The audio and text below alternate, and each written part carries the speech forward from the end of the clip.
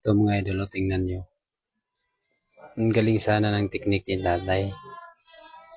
Kaso sumablay lang sa huli. Tingnan nyo na lang ito mga lods. Ayan o. Nag-isipan niyang mabuti kung paano niya maayos yung bagong halo. Tingnan nyo, tinapit na niya yung paa niya. Pauli.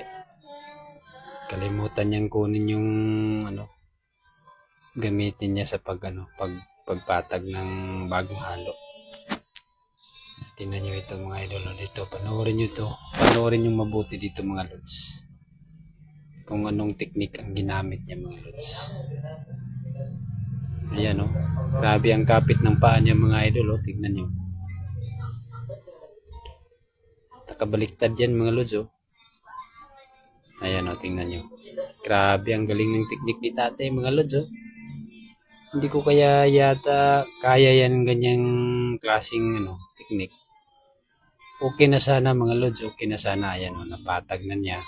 Naayos na niya yung halo. Kaso lang, ayan, tinapon na niya yung kasi pupunta na sa taas. Ayan na, tingnan nyo. Ang ganda sana yung pagkapatag mga lods, kaso naging sablay.